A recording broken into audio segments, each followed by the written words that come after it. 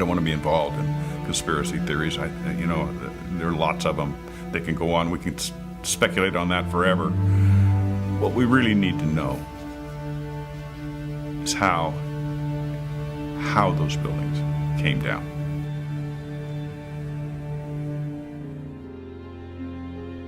My husband Steve was 48 years old when he was killed on September 11th, 2001. He was in the North Tower on the 104th floor.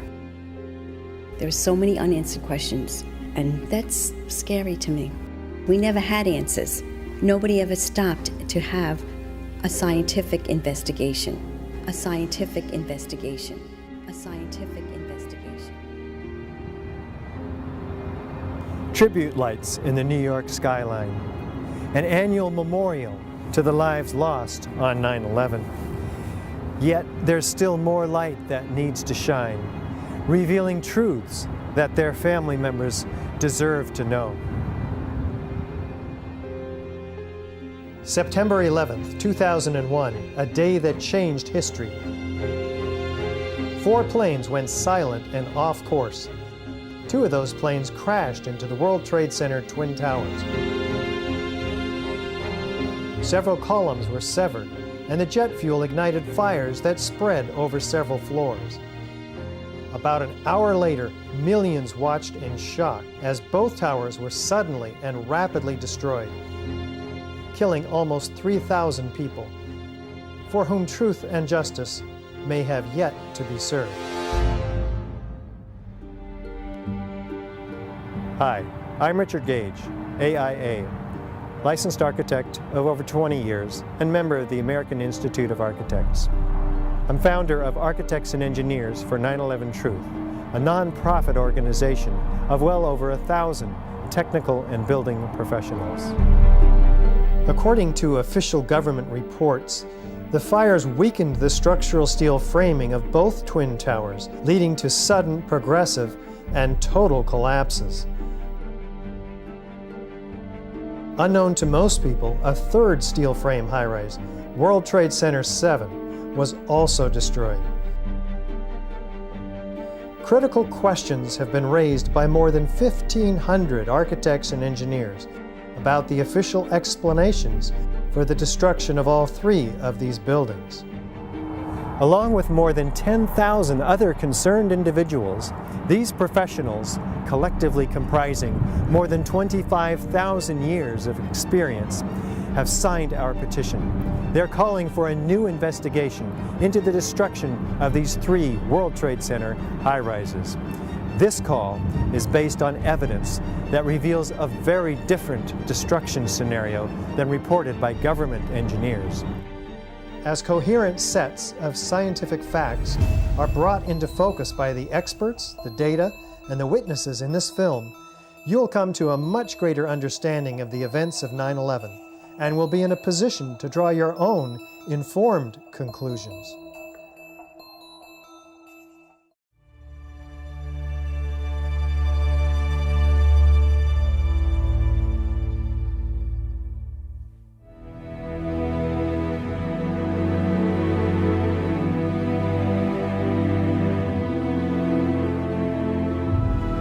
The new World Trade Center Building 7 looms above the site of its original. Building 7 was a 47-story high-rise, not hit by an airplane. Yet it was the 3rd modern steel frame skyscraper to collapse rapidly and symmetrically on 9/11. It was a football field away from the North Tower and sustained minor damage from falling debris. Building 7's precipitous collapse was blamed on normal office fires. I'm Steve Barish, founder and president of Barish Architects and Associates, Inc., a 33-year-old architecture, planning, and engineering firm. One of the things that really interested me is how quickly the Tower 7 fell. It fell within 7 seconds approximately from top to bottom. This building was built in the mid-'80s and met all the codes at the time.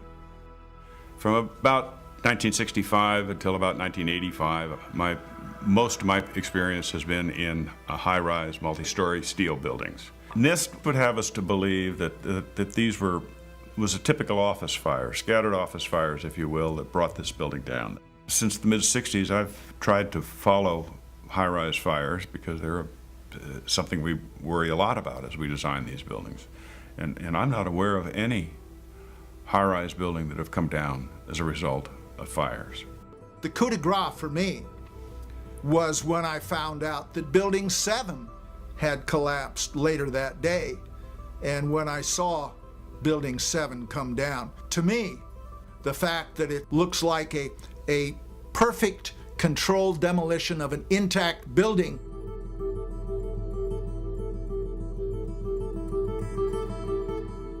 I mean, that's what I call a smoking gun.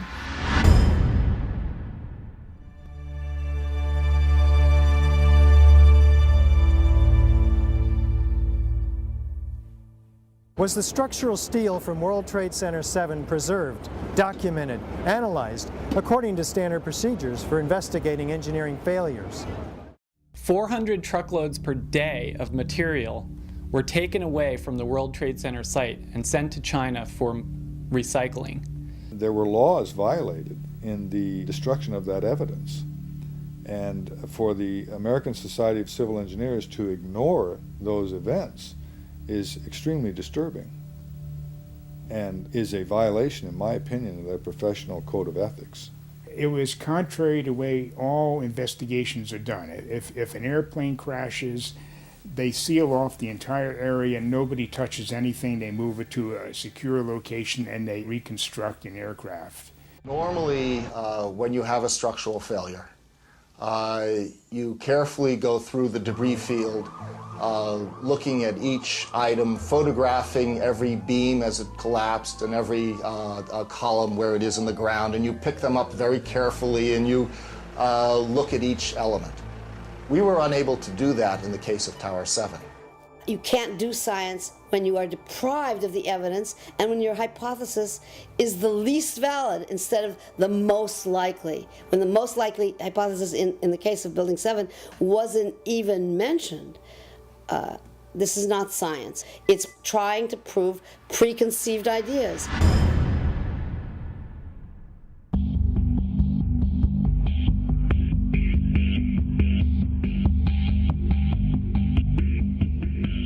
Was a proper investigation performed that might have revealed the use of accelerants or explosives in World Trade Center 7's destruction? NIST concedes that they found no evidence for explosives. So then we asked them, well, did you look? And they said, no, we did not look for explosives or residues of explosives. Big explosion. Blew us back into the 8th floor. I'm okay, all right? Here, hold on. You want to call your mother or something? Just the fact that there were explosions means they need to be investigated. Keep your eye on that building. It'll be coming down. This building is about to blow up. Moving back. We are looking back. There's a building about to blow up. We don't have the real story on what happened because there wasn't a proper investigation done.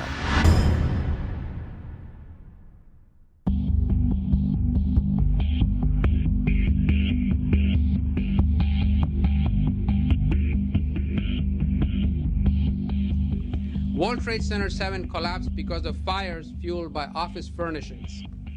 It did not collapse from explosives or from fuel oil fires. As reported by the New York Times, engineers were baffled by the collapse of Building 7. Since no steel frame high-rise has ever completely collapsed due to fire, how are we to understand this mysterious event? High-rise buildings simply do not collapse due to fire. There has never been until 9/11 an experience where a high-rise building that was steel frame completely collapsed. There have been fires burned longer in similar structures without any collapse. This claims the fires were very large, very hot, and long-lasting, when in reality, observation, which has been researched by many people, shows these fires did not last very long. They were not in the locations where NIST claims they were at given times. I'm a fellow of the American Institute of Architects. For the 40-plus years that I've been practicing architecture, I've designed a variety of buildings from small houses to high-rise office buildings. Some of the high-rises that I've worked on are 1-shell and 2-shell here in Houston. I was project manager for a 22-story office building in Akron, Ohio. Later in the day, when World Trade Center 7 collapsed, they had already showed us pictures of a few fires in that building, and I mean, they weren't even raging. And how could that cause a building to collapse as if it were imploded? Couldn't happen.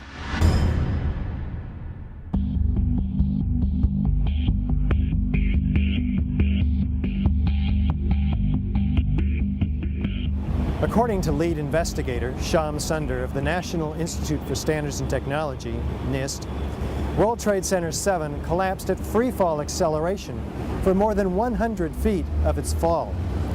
What does the speed of the collapse reveal to us? Essentially, in less than 7 seconds, Tower 7 came down upon itself. It's just like taking your car keys out and just dropping them. That's how fast the building came down, for over 100 feet. And the only way you can get that is when there's zero resistance. And so what we're looking at is a building just coming straight down, falling right through itself with zero resistance. Buildings don't have zero resistance, which is why you feel comfortable walking into a building. This building had 40,000 tons of structural steel in its structural system, and that is intended to keep it from going anywhere. NIST is telling us that the building below it ceased to exist for the first few seconds of the collapse of the building. Well, things in physics just don't cease to exist and cease to resist the forces that are on them. The building didn't disappear so the building can fall for 100 feet at free fall speed. That's impossible. That's a violation of the fundamental law of physics that says that for every action there's an equal and opposite reaction. If floors fall, they tend to fall and are braced by the floor directly beneath it, and there's some delay there. Because of redundancy, because of all the other columns in the building that were not affected. Even if a floor were to collapse, it still wouldn't be able to collapse all of the connections simultaneously at the rate that it did without secondary explosions.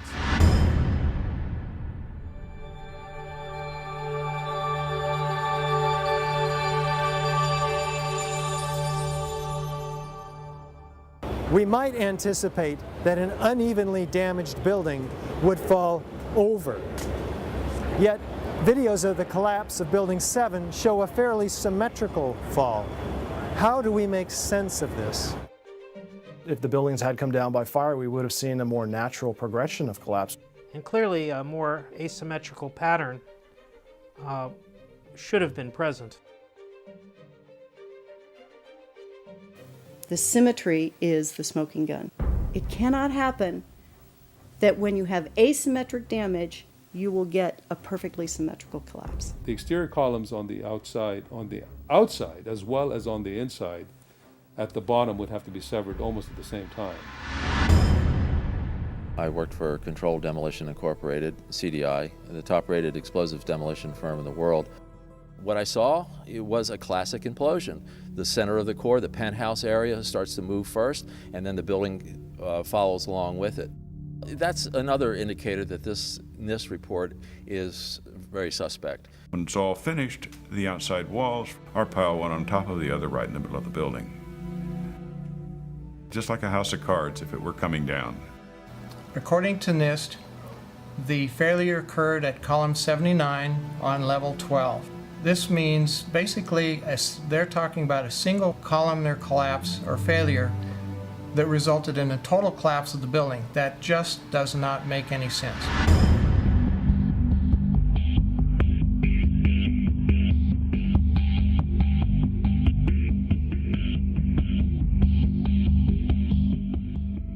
The explanations from FEMA and from NIST don't add up. But there is enormous circumstantial evidence, circumstantial and actually physical evidence as well, that would lead us to a different conclusion. And the conclusion is controlled demolition. Dit is controlled demolition. Zeker weten. Zeker weten.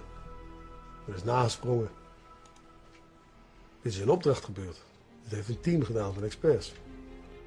Building 7 to me is really what gives it away, because that's a classic case of controlled demolition.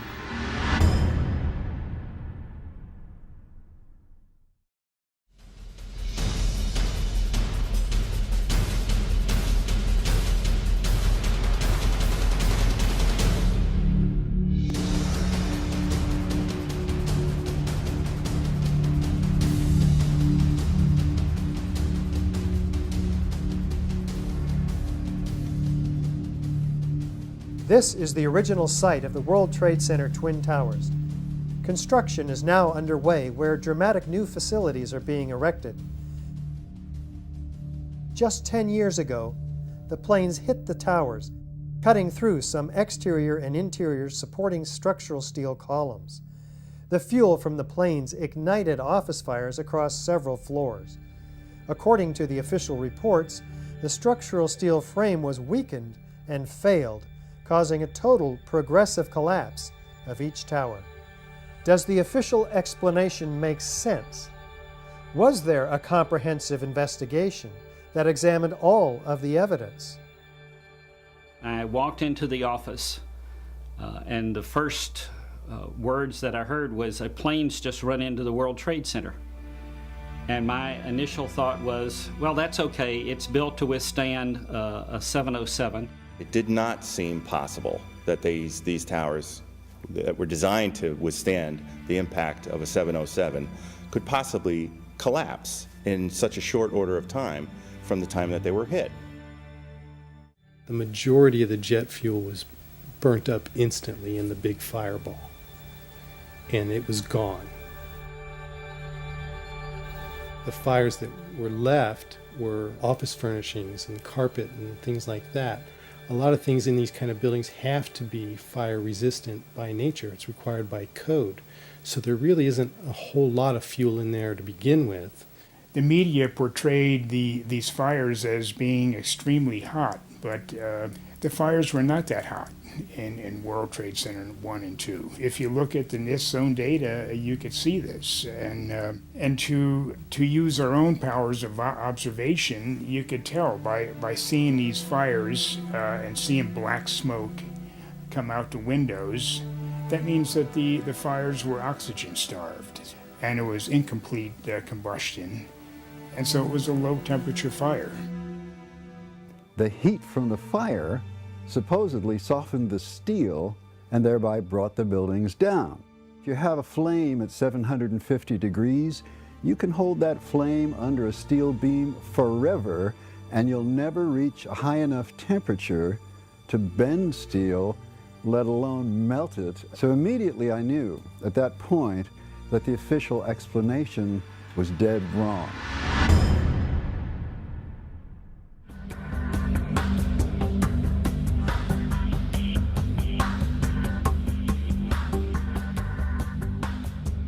Rather than a slow groaning collapse that we might anticipate, the Twin Towers show in the videos a very rapid, sudden onset of destruction.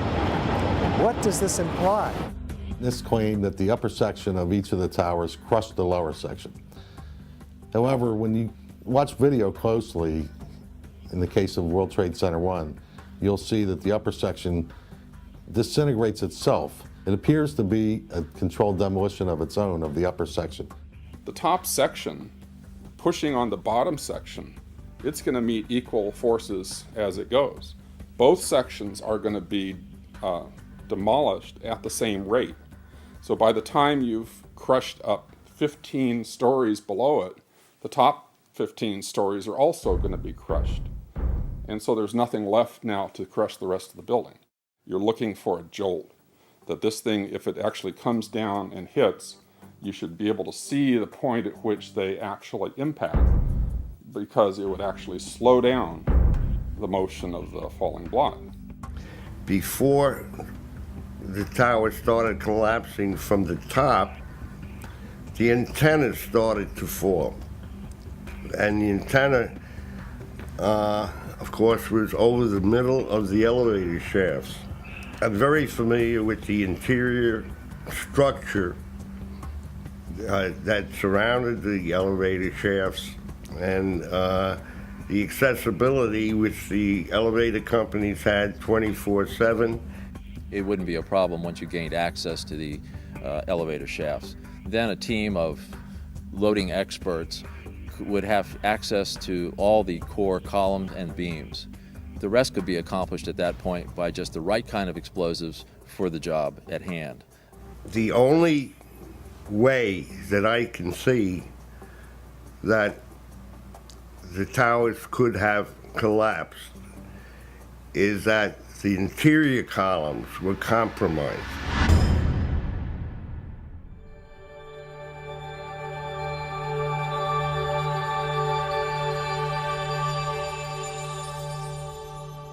Over 100 first responders reported sounds of explosions and flashes of light at the onset of destruction of both towers.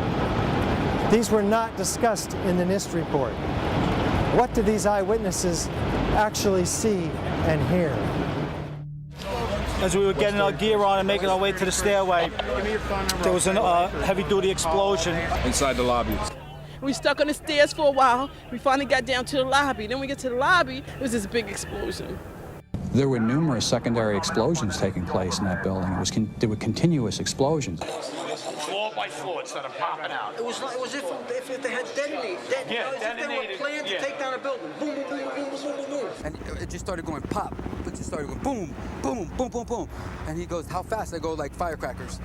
They're reporting exactly what I would expect. You're hearing boom, boom, boom, boom, boom, waves of explosions going off, not one massive big boom. There's so many videos of witnesses from that day that report explosions. There's radio transmissions from the FDNY. We have the transcripts that were recorded, back in 2001 of all these firefighters and first responders reporting explosions. This testimony should have caused the presumption that there was a good chance explosive residue would be found and justified testing for it, rather than the opposite. It doesn't look like a collapse. It's like a huge mushrooming, billowing kind of an event. That whole thing looks nothing like a building falling down. It's a building being blown up. That's what the physics shows. Yet they refuse to consider the possibility that explosives or some other form of demolition device could have been used to cause the collapses of the towers. And the fact that controlled demolition is consistent with all the available technical evidence. And the response to that request for correction is NIST simply saying they're unable to provide a full explanation for the total collapse, even though that was their task given to them by Congress.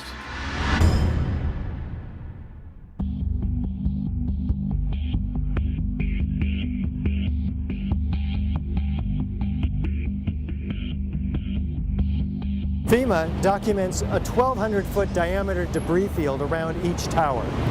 Videos show multi-ton steel sections of hundreds of individual steel pieces ejecting out of the towers at 60 miles an hour for a distance of 600 feet. They also show clouds of debris pulverized in mid-air and isolated explosive ejections as many as 60 stories below the so-called crush zone. Videos also show the near total destruction of both towers.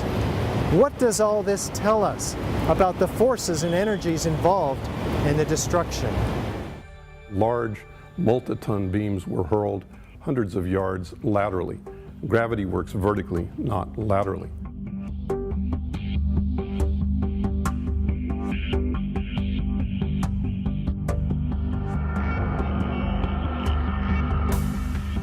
So something's happening to throw these things horizontally at those kinds of speeds.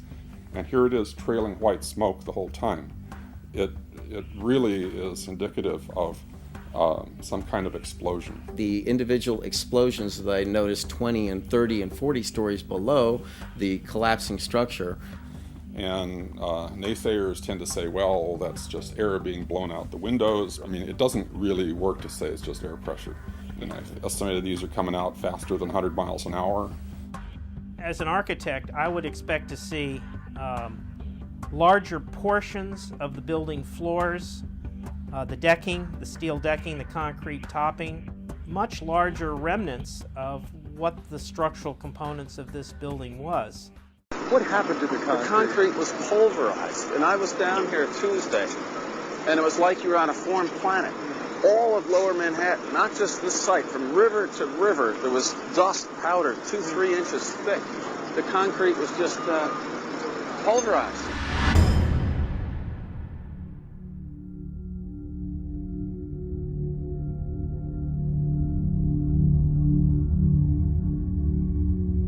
In its report on World Trade Center 7, which came out in May of 2002, FEMA documents in Appendix C steel that has been melted and even partially evaporated, resembling Swiss cheese.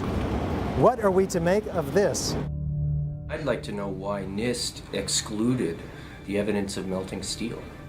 Why is this not included? Why is this forensic evidence not being included in the report?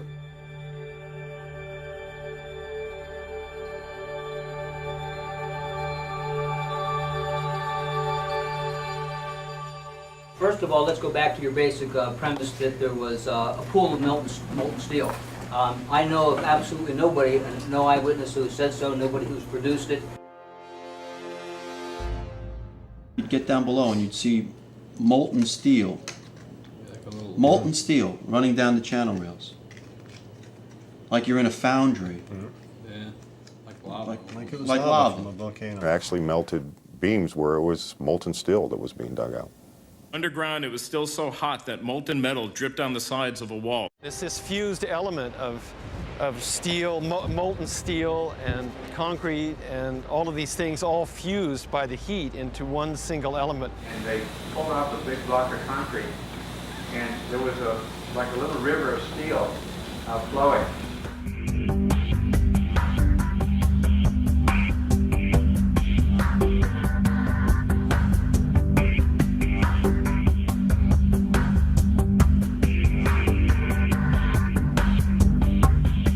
Many witnesses, firemen, and lots of people described the flowing molten metal, iron or steel, at extremely hot temperatures. And John Gross categorically denied their observations, so that because their observations don't fit his preconceived notion, he not only ignored evidence, he denied evidence.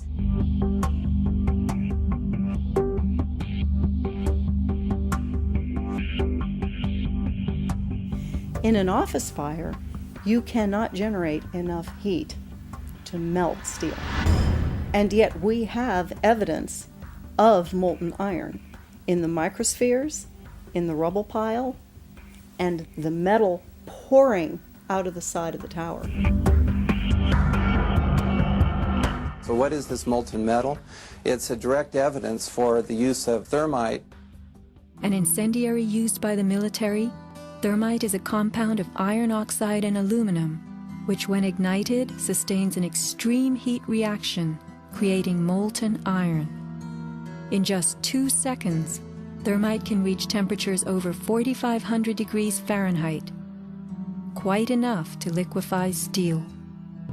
We know that open-air fires cannot burn hot enough to melt steel, but metal had melted at the base of the towers. I found a pore in the steel that had pure sulfur. There's a government theory that calcium sulfate from gypsum boards was the source of sulfur, and that's wrong.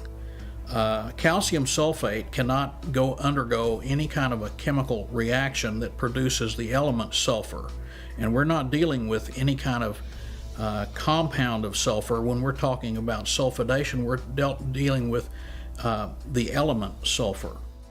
There's a version of thermite called thermate, which has sulfur in the thermate. And what the sulfur does is it's sort of like salt on ice. And it just basically makes the steel melt at a lower temperature.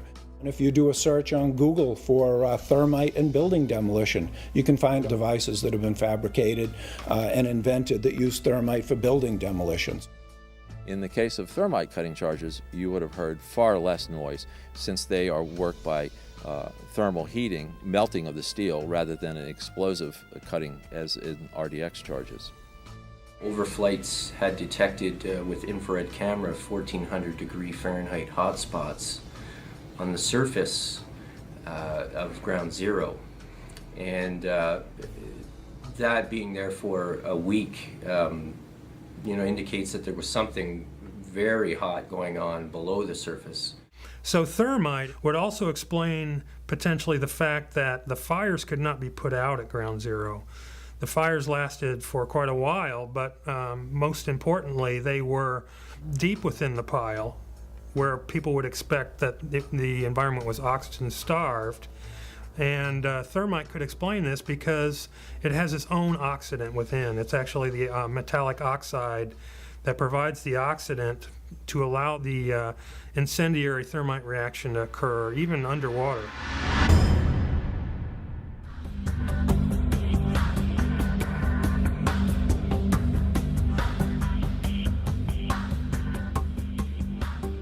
As much as 6% of the World Trade Center dust consisted of tiny, previously molten iron spheres. What does this tell us about the temperatures generated in the tower's destruction? When the USGS collected samples of the World Trade Center dust, they found the iron microspheres.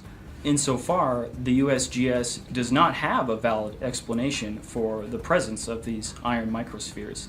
So what do the microspheres contain?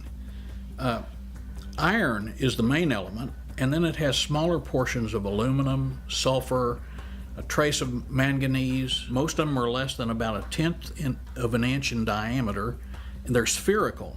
And they're found in all of the dust blown out of the buildings during collapse, no matter where in Manhattan that dust is picked up. You must have had a much hotter heat source for you to get 2,700 degrees Fahrenheit in order to melt the iron to get these molten spheres. Your heat source must be something like a chemical reaction, an exothermic chemical reaction that reacts, in the case of thermite, reacts at 4,500 degrees Fahrenheit.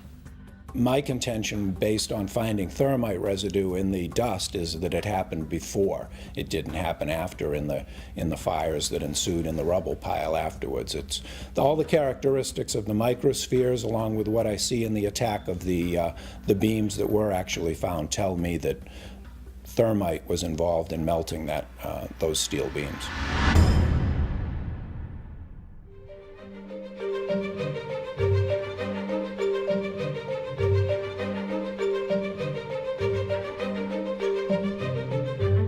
Out of the ashes of the World Trade Center devastation rises the Freedom Tower, whose foundation, however, is shrouded in question.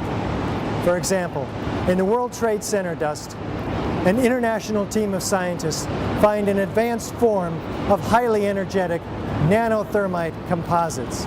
What is it, and where does it come from?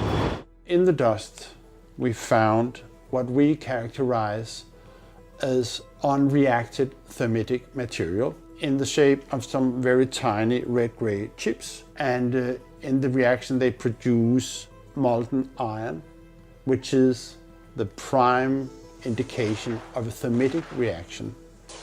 And such a reaction can be used to destroy steel structures. What we have found is a modern version of thermite, which we call nanothermite, which is produced in a different way. It is not just two powders being mixed. The material is actually built from the atom scale up. We call it the bottom-up procedure, which is what you do in nanotechnology. The ingredients are much smaller, which means they're reacting faster and they're more easily ignited. The primary elements in the red material are aluminum, iron oxide, as well as silicon and carbon. The iron oxide appears in faceted grains, approximately 100 nanometers across. The aluminum appears in thin platelets, about 40 nanometers thick. This is discussed in our paper in the Open Chemical Physics Journal, published in April of 2009. But so far, none of these papers have been refuted in the literature, the scientific literature. So that means they are unchallenged in the scientific sense. They stand as an indictment, really, of the official story of 9/11.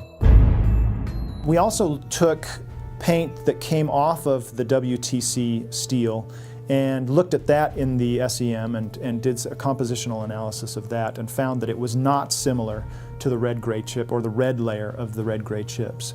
This cannot be paint. Paint does not have these exotic properties. It's impossible. This is material that is of military use that really shouldn't be there.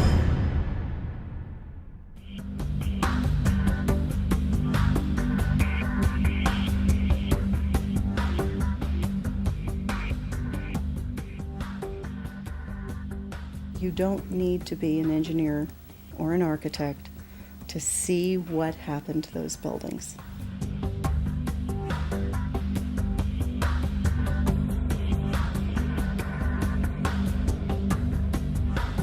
Any honest investigator would be looking at this and looking for explosives and so forth.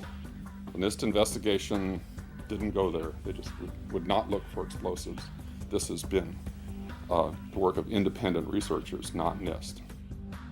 So the preconceived notion of NIST is that there's no evidence for explosives, and so there's no point in looking. That is the most unscientific thing that you can possibly think of, not to look because you don't expect to find evidence, and in fact the evidence is overwhelming that these red-gray crystals are very high-temperature incendiaries. They state these conclusions for which there's virtually no evidence, and then they ignore conclusions that can be drawn from the evidence.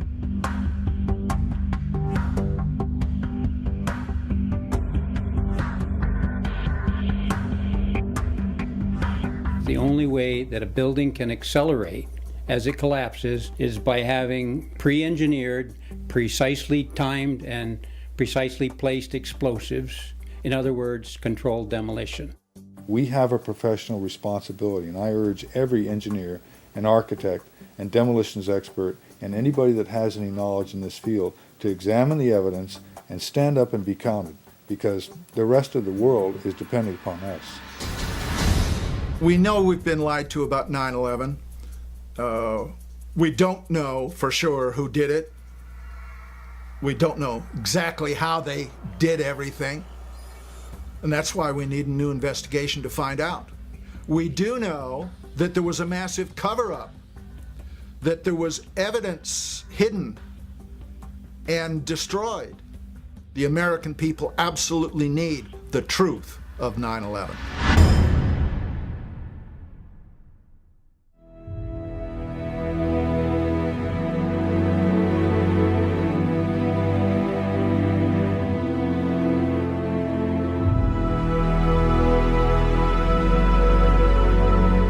Some kind of consciousness raising on my part before I was willing to look at the possibilities.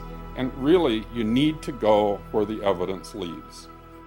Let's look at it objectively. Let's look at the evidence, not these fabricated computer models and hearsay and all these predetermined conclusions. Let's really open it up again and investigate this thing properly, and then come to conclusions. I strongly support an independent investigation that would be independent of the government, independent of all of the influences that obviously were in effect during the NIST investigation. What happened on 9/11 is not something that is just going to go away. This is very pertinent to us today. I wish to further the investigation, and I want to make a difference because I want this to be a safe and better place for my children. Signed the petition on the Architect and Engineers 9/11 Truth website, mainly because I wanted to stand behind the families that lost people on 9/11. The 9/11 Truth movement was started by the families that lost loved ones on that day. And they were all out there alone, screaming for help. And our own country was ignoring them and ignoring their needs and not taking care of them the way we should have after that happened.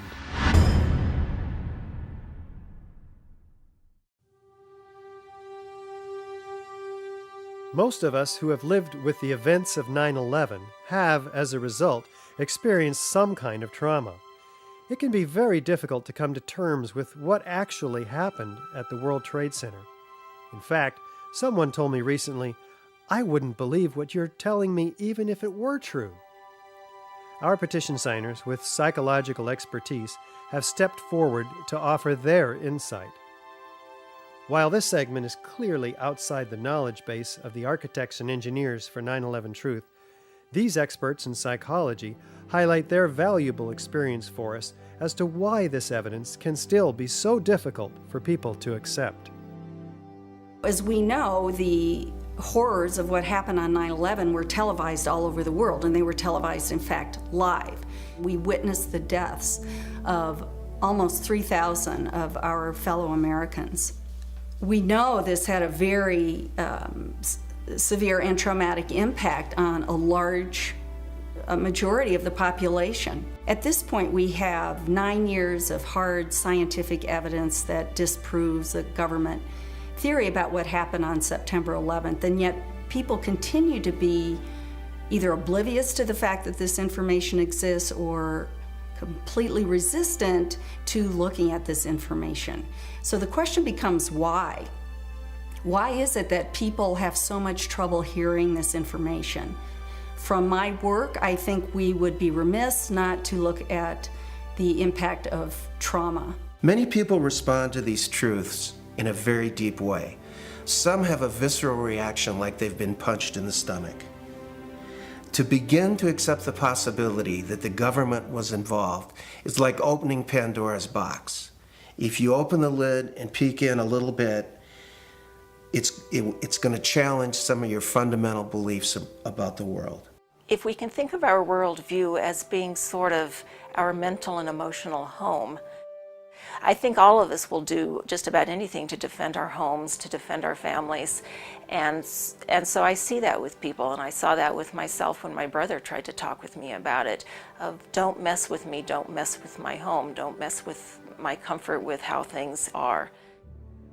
About a week later, I read a lengthy article by Professor Griffin about why he believes the official account of 9/11 cannot be true. And it was a very well-researched article. It was in my office at the time. I sat there and I felt my stomach churning. I thought maybe I was going to be sick.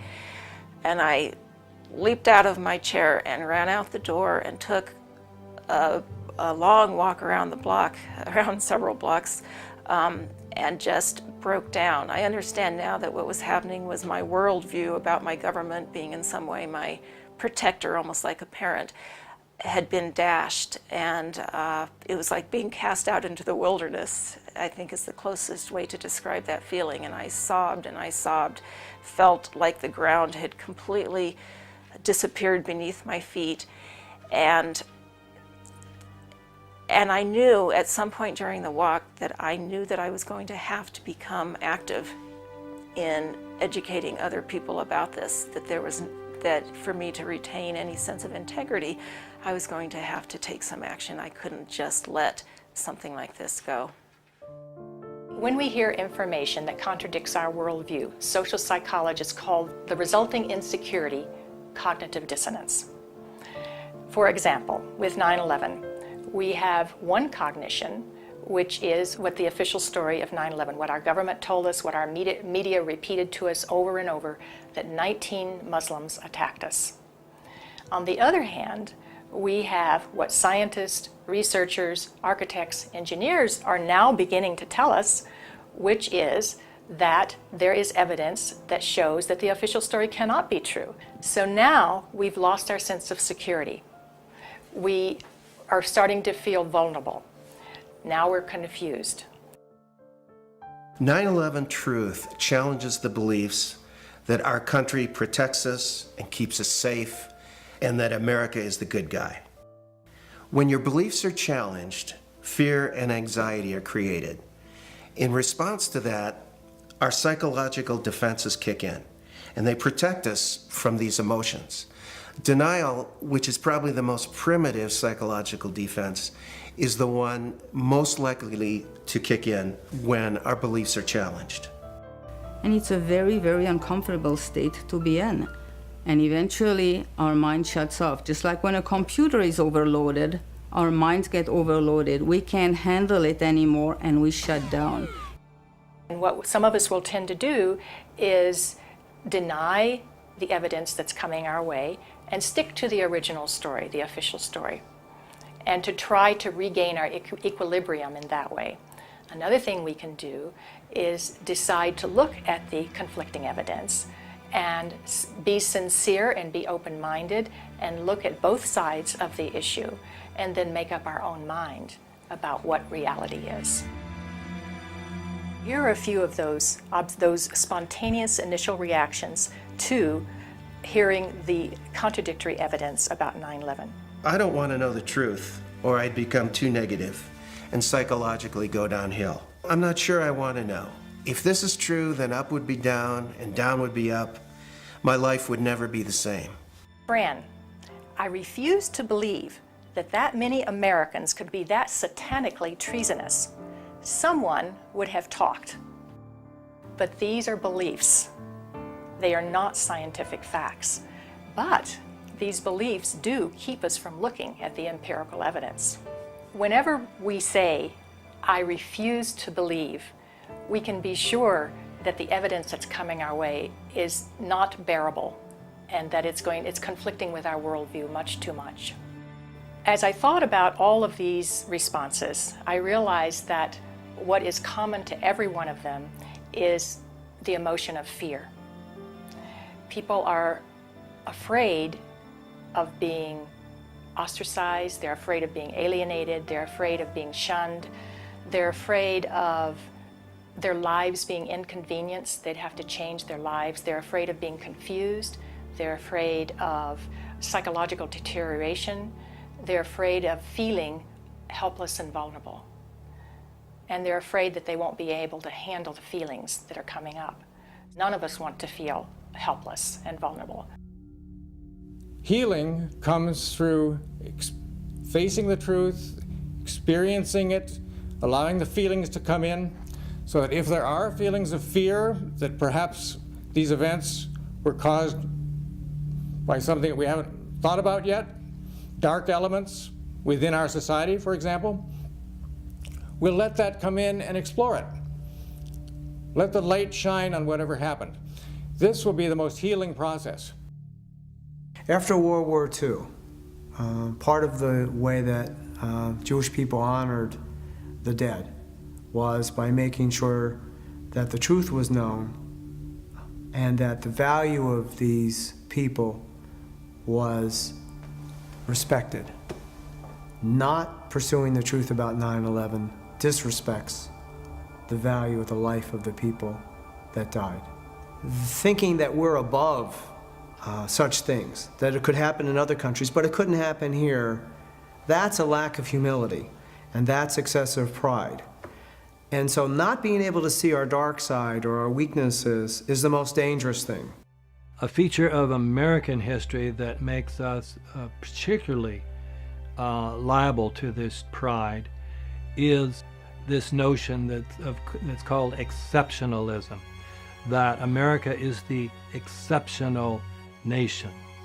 And that began from the beginning. As this country was formed, the people would say, well, there was so much evil in the European countries, so much cheating, so much lying, so much using the people for the ruler's purposes, but not in America.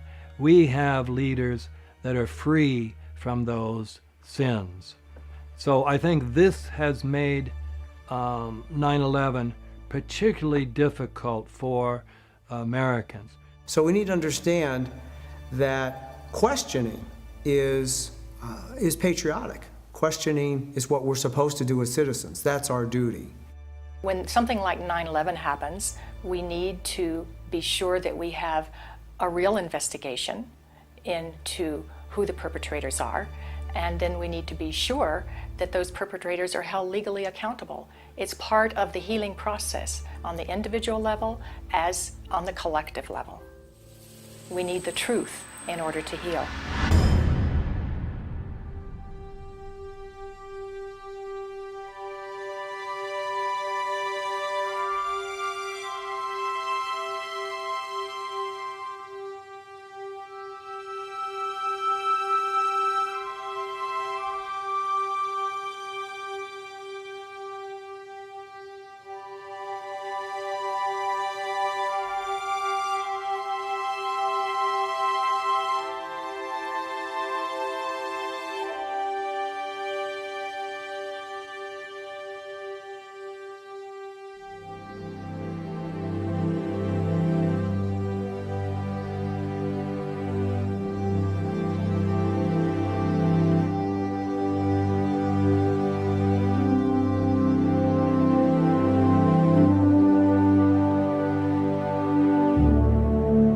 My name's Bob McIlvaine. I'm from right outside the Philadelphia area, and I'm the father of Bobby McIlvaine, who was killed in the lobby of the North Tower on September 11, 2001. Bobby was one of the first 10 bodies found. We took him home that week. We were one of the few. I finally found the doctor who examined him. All his injuries were in the face, the front of his face was blown off, massive cuts in his chest, and his right arm were blown off. To me, that means explosion. What happened on September 11th was the tragedy where Neil was on Flight 175 and it crashed into the second tower. And I can't imagine what happened to him. My brother was my best friend. David has always been a firefighter. My brother went in to save people's lives. I'm a family member trying to find out the answers to the murder of 3,000 plus people. I'm Jane Policino. My husband Steve was 48 years old when he was killed on September 11th. I have no identification. Why is that? It seems to me we should know why over 1,000 victims there are no trace for, and no identification, no trace of over 1,000 victims. Just a few years ago, they were still finding body parts on the roofs of buildings. What is that? We should know why there are over 700 bone fragments found on the top of Deutsche Bank building less than a half an inch long.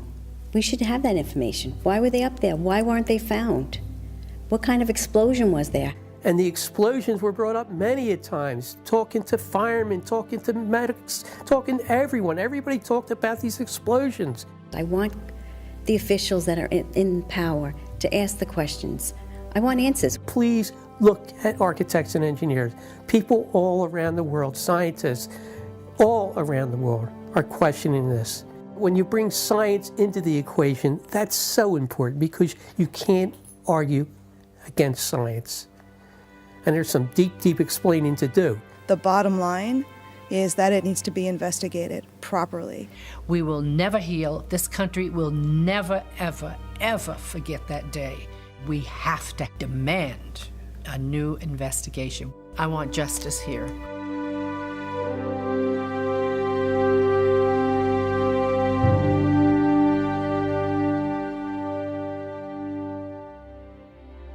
The forensic evidence that you've seen is very real. New light has been shown. A third beam now reaches into the pitch black sky and stands in for the still officially unexplained free-fall destruction of the World Trade Center Building 7. The obvious dark truth about Building 7 may very well provide the key to justice for the victims of family members of the destruction of the Twin Towers. The country owns this. We were all victims. You all should want answers. It's not just ours, not just mine. We all lost something that day.